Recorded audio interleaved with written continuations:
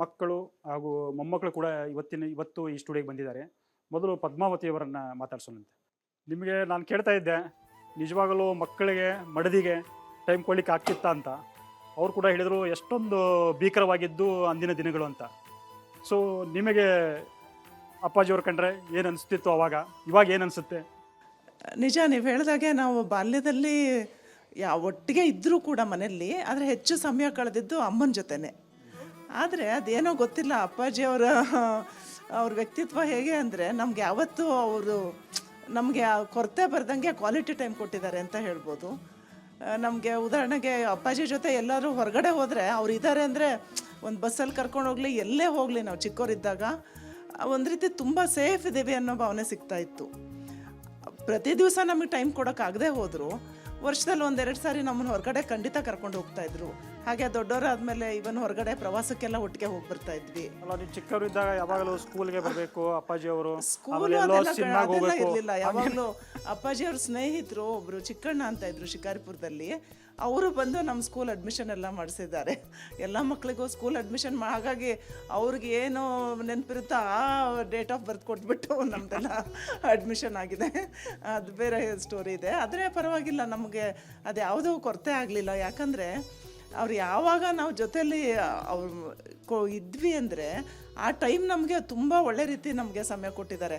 ಉದಾಹರಣೆಗೆ ನಾನು ಕೆಲವು ಘಟನೆಗಳನ್ನು ಇವತ್ತು ಶೇರ್ ಮಾಡೋದಾದರೆ, ಇಲ್ಲಿ ಬೆಂಗಳೂರಲ್ಲಿ ನಾನು PUC ಆದ ನಂತರ BA ಓದುವಾಗ ಬೆಂಗಳೂರಲ್ಲಿ ಮಹಾರಾಣೀಸ್ ಕಾಲೇಜ್ ಸೇರಿಸ್ತಾರೆ. ನನ್ನನ್ನು 3 ವರ್ಷ ನನ್ನಲ್ಲಿ ಹಾಸ್ಟೆಲಲ್ಲಿ ಓದಿದ್ದೀನಿ. ಆ ಸಂದರ್ಭದಲ್ಲಿ ನಮ್ಮ ವಾರ್ಡನ್ಗೆ ಎಲ್ರಿಗೂ ಗೊತ್ತಾಗಿ ಹೋಗಿತ್ತು ನನ್ನ ಬಗ್ಗೆ, ಅಪ್ಪಾಜಿಯವ್ರಿಗೆ ಎಷ್ಟು ಕಾಳಜಿ ಇದೆ ಅಂತ. ಅವರೇ ನನ್ನನ್ನು ಮೆಜೆಸ್ಟಿಕ್ ಕರ್ಕೊಂಡೋಗಿ ನನಗೆ ಬೇಕಾಗುವಂಥ ಪ್ರತಿಯೊಂದು ಸಾಮಾನನ್ನು ಅವರೇ ನಿಂತು ಆಯ್ಕೆ ಮಾಡಿ ಕೊಡಿಸಿ ನನಗೇನೇನು ಅನುಕೂಲಕ್ಕೆ ಬೇಕು ಎಲ್ಲ ಮಾಡಿಬಿಟ್ಟು ವಾರ್ಡನ್ಗೆ ಹೋಗ್ಬಿಟ್ಟು ರಿಕ್ವೆಸ್ಟ್ ಮಾಡಿದರು ಅವರು. ಮೊದಲನೇ ಸಾರಿ ನನ್ನ ಮಗಳನ್ನ ಹೊರಗಡೆ ಮನೆಯಿಂದ ಕರ್ಕೊಂಬಂದಿರೋ ಅಂಥದ್ದು.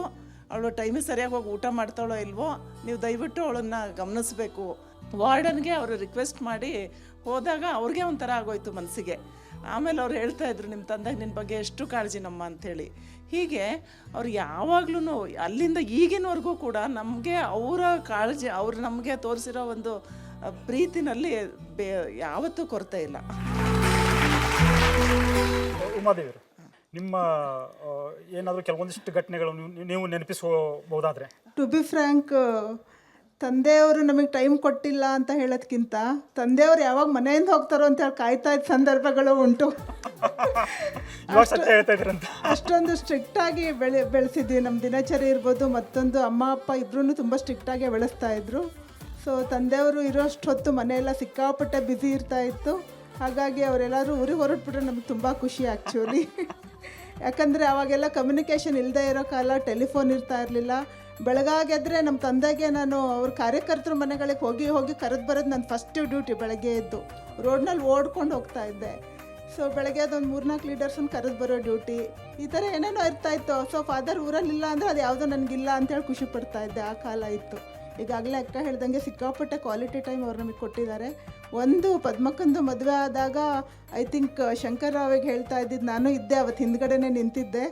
ಶಂಕರ, ನನಗೆ 3 ಜನ ಹೆಣ್ಮಕ್ಳಿದ್ದು ಮೊದಲನೇ ಮಗಳು ಮದುವೆ ಮಾಡಿಕೊಟ್ಟಾಗಲೇ ನನಗೆ ಇಷ್ಟೊಂದು ಸಂಕಟ ಆಗ್ತದೆ, ನಿನಗಿರೋಳು ಒಬ್ಬಳೇ ಮಗಳು, ಹೇಗೆ ಮದುವೆ ಮಾಡಿಕೊಡ್ತೀಯಪ್ಪ ಅಂತ ಹೇಳಿದರು. ಸೊ ಆ ಥರ ಟೈಮ್ ಕೊಡದೇ ಇದ್ದರೂ ಕೂಡ ಅವರ ಕಾಳಜಿ ಎಲ್ಲ ಅಂತಹ ಪದಗಳಲ್ಲಿ ನಮ್ಗೆ ಅರ್ಥ ಆಗುತ್ತೆ. ವಿಜೇಂದ್ರ ಅವರ ಮಕ್ಕಳು ಕೂಡ ಇವತ್ತು ಸ್ಟುಡಿಯೋಗೆ ಬಂದಿದ್ದಾರೆ. ಪುಟ, ನೀವು ಹೇಳು, ತಾತನ ಏನು ಕ್ವಾಲಿಟಿ ನಿಮಗೆ ಇಷ್ಟ? ನಾವು ಚಿಕ್ಕ ಮಕ್ಕಳು ಇದ್ದಾಗೂ ಯಾವಾಗಲೂ ಕ್ರಿಕೆಟ್ ಆಡ್ತಾಯಿದ್ರು ನಮ್ಮ ಜೊತೆಗೆ. ಹೌದಾ? ಹಾಂ. ಮತ್ತು ನಾವು ಯಾವಾಗಲೂ ಸಂಜೆ ಹೊತ್ತು ಎಲ್ಲ ಒಂದ್ಸತಿ ಲೈಕ್ ಹಬ್ಬ ಎಸ್ಪೆಷಲಿ ಒಟ್ಟಿಗೆ ಕೊಟ್ಟು ತಿಂತಾಯಿದ್ವಿ. ಇವಾಗೂ ತಿಂತೀವಿ. ಮತ್ತು ಹಬ್ಬ ಎಲ್ಲ ಟೈಮಲ್ಲಿದ್ದಾಗ ಒಟ್ಟಿಗೆ ಎಲ್ಲ ಫುಲ್ ಫ್ಯಾಮ್ಲಿ ಸೇರಿ ಕೂತು ಹಾಗೆ ಸಮಯ ಕಳೀತಾ ಇದ್ವಿ. ಸೊ ಅವ್ರು ಯಾವಾಗಲೂ ನಿಮಗೆ ರಾತ್ರಿ ಲೇಟಾಗಿ ಮನೆಗೆ ಬಂದಿರ್ತಾರೆ, ಯಾವಾಗಲೂ ನೀವು ಅವ್ರ ಜೊತೆ ಕೂತ್ಕೊಂಡು ಮಾತಾಡಿದ್ದು, ತಾತ ನನಗೆ ಅದು ಬೇಕು ಅಥವಾ ಇದು ಬೇಕು ಏನಾದ್ರು ಶೇರ್ ಮಾಡ್ಕೊತಿರ್ತಿದ್ದಾರೆ? ಏನಾದರೂ ಹೆಚ್ಚು ಯಾವ ವಿಷಯ ಮಾತಾಡ್ತೀರಿ ಹೆಚ್ಚು ಯಾವಾಗ ಸಿಕ್ಕಾಗ ನಿಮಗೆ? ಯಾವಾಗಲೂ ತಾತ ಎಲ್ಲ ನಮ್ಮ ಓದೋದ ಬಗ್ಗೆ ಕೇಳ್ತಾಯಿದ್ರು, ಇವಾಗ ಇನ್ನೂ ಕೇಳ್ತಾರೆ. ಅಂದರೆ ನಾವು ಹೆಂಗೆ ಓದ್ತಾ ಇದ್ದೀವಿ, ಮುಂದೆ ನಾವು ಏನಾಗ್ಬೋದು, ಆಗ್ತೀವಿ ಅಂತ. ಅದು ತುಂಬ ಕಾಳಜಿ ಇದೆ ತಾತಗೆ. ನನ್ನ ತಂಗಿ ಹೇಳ್ದಂಗೆ ಹಾಗೆ ಅವ್ರ ಮನೆಗೆ ಬಂದ ತಕ್ಷಣ ನಾನು ಚಿಕ್ಕವಳಿದ್ದಾಗ ಅವ್ರ ಜೊತೆ ಕ್ರಿಕೆಟ್ ಜಾಸ್ತಿ ಆಡಿದ್ದೀನಿ, ಅಥವಾ ಸಂಜೆ ಅವ್ರು ವಾಕ್ ಮಾಡ್ತಾ ನಾವು ಅಮ್ಮ ಪಾಪ ಜೊತೆ ಅಥವಾ ಅತ್ತೆ ಜೊತೆ ಬ್ಯಾಡ್ಮಿಂಟನ್ ಆಡಿ ಹಾಗೆ ಸಮಯ. ಒಂದು ವಿಷಯ ಅಂದರೆ ನಾವೆಲ್ಲರೂ ಅನ್ಕೋತಿರ್ತೀವಿ ನಮಗೆ ಟೈಮ್ ಸಿಗಲ್ಲ ಅಂತೇಳಿ. ಇಷ್ಟೊಂದು ನಿಮ್ಮ ಬಿಜಿ ಶೆಡ್ಯೂಲು, ಹೋರಾಟದ ನಡುವೆಯೂ ಕೂಡ ನೀವು ನಿಮ್ಮ ಮಕ್ಕಳಿಗೆ ಮತ್ತು ಮೊಮ್ಮಕ್ಕಳಿಗೆ ಟೈಮ್ ಕೊಟ್ಟಿರೋದಿಲ್ಲ. ಇದು ಕೇಳಿ ನಮಗೆ ಆಶ್ಚರ್ಯ. ಎಲ್ಲಿಂದ ಆ ಟೈಮ್ ತೆಗಿತಿದ್ರಿ ಅಂತ ನೀವು, ಕ್ವಾಲಿಟಿ ಟೈಮ್? ಆ ರೀತಿ ಆತ್ಮೀಯ ಒಂದು ಸಂಬಂಧಗಳಿದ್ದರಿಂದ ಬಿಡುವಾದ ಸಮಯದಲ್ಲಿ ಹೆಚ್ಚು ಸಮಯನ ಮಕ್ಕಳು ಮೊಮ್ಮಕ್ಕಳ ಜೊತೆ ಕಳೆಯುವಂಥದ್ದು ಮೊದಲಿಂದ ಇತ್ತು, ಈಗಲೂ ಇದೆ, ಮುಂದೇನೂ ಇರುತ್ತೆ. ಸೊ ಒಂದು ನಾವು ಈವರೆಗೆ ಮಾತಾಡ್ತಾ ಇದ್ವಿ, ಯಡಿಯೂರಪ್ಪ ಅವರಿಗೆ ತುಂಬ ತಾಳ್ಮೆನೂ ಇದೆ, ಆಮೇಲೆ ಸಹನೆ ಇದೆ. ಆ ಕಾರಣಕ್ಕೆ ಅವರು ಇಷ್ಟೊಂದು ಸುದೀರ್ಘವಾದ ರಾಜಕೀಯ ಪಯಣದಲ್ಲಿ ಹಲವಾರು ಉನ್ನತ ಸ್ಥಾನಗಳನ್ನು ಅಲಂಕರಿಸಿದ್ದಾರೆ. ಅದ್ರ ಜೊತೆಗೆ ಇನ್ನೊಂದು ಟ್ರೇಡ್ ಮಾರ್ಕ್ ಯಡಿಯೂರಪ್ಪ ಅವ್ರ ಅಂದರೆ ಕೋಪ. ಯಾರೇ ಆಗಿರಲಿ ಸಿಕ್ಕಾಪಟ್ಟೆ ಕೋಪ ಬರುತ್ತೆ ಅಂತೆ. ಸೊ ಯಾಕೆ ಕೋಪ ಅಂತ? ಅಲ್ಲ, ಆ ಸಂದರ್ಭದಲ್ಲಿ ಅನ್ಯಾಯ ಮಾಡಿದಾಗ, ಮೋಸ ಮಾಡಿದಾಗ ಸಹಜವಾಗಿ ಕೋಪ ಬರ್ತಾಯಿತ್ತು, ಕೋಪ ಮಾಡುವಂಥ ಸಂದರ್ಭಗಳು ಇರ್ತಾಯಿತ್ತು. ಈಗ ಪ್ರಶ್ನೆನೇ ಉದ್ಭವ ಆಗೋದಿಲ್ಲ, ಎಲ್ಲರ ಜೊತೆ ಆತ್ಮೀಯತೆಯಿಂದ ಒಟ್ಟಾಗಿ ಹೋಗ್ತಾ ಇದ್ದೀವಿ. ಈಗ ಕೋಪ ಮಾಡ್ಕೊಳ್ಳೋ ಸಂದರ್ಭವೂ ಬರೋಲ್ಲ. ಆ ಕಾಲದಲ್ಲಿ ಅನಿವಾರ್ಯ ಇತ್ತು, ಆ ಸಂದರ್ಭದಲ್ಲಿ ಆ ಥರ. ಇನ್ನು ಕೆಲವರು ನಿಮ್ಮನ್ನು ತುಂಬ ಹತ್ತಿರದಿಂದ ಬಲ್ಲವ್ರು ಹೇಳ್ತಾರೆ, ಸೊ ಯಡಿಯೂರಪ್ಪ ಅವರ ಮನಸ್ಸು ಹೇಗೆಂದರೆ ಒಂದು ಮಗು ಥರ ಅಂತೇಳಿ. ಆ ಕ್ಷಣಕ್ಕೆ ಸಿಟ್ಟು ಮಾಡಿಕೊಂಡು ರಟ್ಟೆ ಮಾಡುತ್ತೆ, ಇನ್ನೊಂದು 10 ನಿಮಿಷ ಬಿಟ್ಬಿಟ್ರೆ ಮತ್ತೆ ಅದೆಲ್ಲ ಮರ್ತೋಗಿರುತ್ತೆ ಅಂತೇಳಿ. You are right. ನೀವು ಹೇಳಿದ ನಿಜಾನ. ಆ್ಯಕ್ಚುಲಿ ತಾತಂಗೆ ಅದೇ ಕೋಪ ಬರಬಹುದು, ಬಟ್ ಅವ್ರೇನು ನನ್ನ ಮನಸ್ಸಲ್ಲಿ ಇಟ್ಕೊಳ್ಳಲ್ಲ. ತಾತ್ಕಾಲಿಕ. ಹೌದು, ನಿಜ. ಅವ್ರಲ್ಲಿ ಮನೆಯಲ್ಲೂ ಅಷ್ಟೇ, ರಾಜಕಾರಣದಲ್ಲೂ ಅಷ್ಟೇ ಅವರು. ಹೌದು, ನಿಜ. ನಮ್ಮೇಲೂ ಒಂದೆರಡು ಸಲ ಮೇ ಬಿ ನಾವೇನಾದ್ರು ಸುಮ್ಮನೆ ಹಿಂಗೇನಾದ್ರು ಗದ್ರಿರ್ಬೋದು, ಬಟ್ ಅದು ಯಾವತ್ತೂ ನಮಗೆ ಮನಸ್ಸಲ್ಲಿ ಇಟ್ಕೊಳ್ಳೋದು ಹಾಗೇನಾಗಿಲ್ಲ. So it's very temporary. ಮತ್ತು ಏನು ತಾತನ ಒಂದು ಒಳ್ಳೆ ಗುಣ, ನಿಮ್ಗೆ ಇಷ್ಟ ಆಗಿರೋ ಒಂದು ಕ್ವಾಲಿಟಿ ಏನಂತ?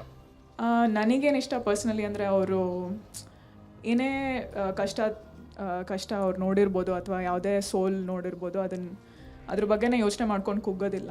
ಯಾವಾಗಲೂ ನೆಕ್ಸ್ಟ್ ಮೂವ್ ಏನು ಅಂತ ನೋಡ್ತಾ ಇರ್ತಾರೆ. ಸೊ ಅದು ನಮಗೆ I think as a younger generation that's very important.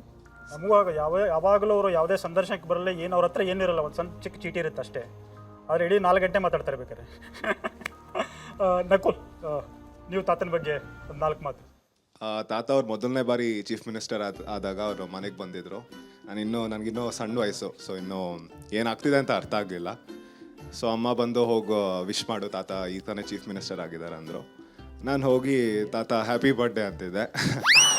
ಅವರು ಪರವಾಗಿಲ್ಲ, ಇವತ್ತು ನನ್ನ ಬರ್ಡೇ ಅಂತಲೇ ತಿಳ್ಕೊ, ಇನ್ನೊಂದು ಸಲ ಚಾನ್ಸ್ ಸಿಗೋದಾ ಇವಾಗ ಸರಿಯಾಗಿ ವಿಶ್ ಮಾಡು ಅಂದಿದ್ರು. ಹಾಗೆ ಅವರು ಗೊತ್ತಿತ್ತು ಅವ್ರಿಗೆ ಏನು ಇಂಪ್ಯಾಕ್ಟ್ ಇದೆ ಅವ್ರಿಗೂ ಪೊಲಿಟಿಕ್ಸಲ್ಲಿ. ಅವರು ಮುಂದೆ ಹೇಗೆ ನೋಡ್ತಾರಲ್ಲ, ಅದೇ ನನಗೆ ಇಷ್ಟ ಆಗಿತ್ತು. ಅವನು ಬೆಳಗ್ಗೆ ಎದ್ದು ಒಂದು ಜೊತೆ ಎತ್ತನ್ನು ತಗೊಂಡು ಹೊಲಕ್ಕೆ ಹೋಗೋದು, ಹೊಲದಲ್ಲಿ ಅವನು ಉಳುಮೆ ಮಾಡಬೇಕಾದ್ರೆ ಒಂದು ದಿವಸಕ್ಕೆ ಅದು ಎಷ್ಟು ಕಿಲೋಮೀಟ್ರ್ ಓಡ್ತಾನೋ ನೇಗಿಲಿಡ್ಕೊಂಡು, ಅವರು ಹೆಲಿಕಾಪ್ಟರ್ ಮೂಲಕ ಹೋಗಿ ಅವರನ್ನು ಮೇಲೆತ್ತಿ ಹೆಲಿಕಾಪ್ಟ್ರಲ್ಲಿ ಕುಂಡಿಸ್ಕೊಂಡು ಕರ್ಕೊಂಬಂದು ಉಳಿಸ್ತಾರೆ ಅವರು. ಅದನ್ನು ಜೀವನದಲ್ಲಿ ನಾವು ಮರೆಯೋಕ್ಕಾಗೋದಿಲ್ಲ. ಖಂಡಿತ ನೆನಪಿದೆ, ರಾಮ ಜನ್ಮಭೂಮಿಯ ಹೋರಾಟ ಜೀವನದಲ್ಲಿ ಮರೆಯೋಕ್ಕಾಗೋದಿಲ್ಲ. ಅವರು ಪ್ರಧಾನಿಯಾದಾಗಿನಿಂದ ಇವತ್ತಿನವರೆಗೆ ದೇಶ ವಿದೇಶಗಳಿಗೆ ಹೋಗಿ ಬಂದ ಮೇಲೂ ಸಹ ಒಂದು ದಿನ ವಿಶ್ರಾಂತಿ ತಗೊಂಡಿದ್ದನ್ನು ನಾವು ಕೇಳಿಲ್ಲ. ಅಂಥ ಒಬ್ಬ ಪ್ರಧಾನಿ ನಾವು ಹೊಂದಿರುವಂಥ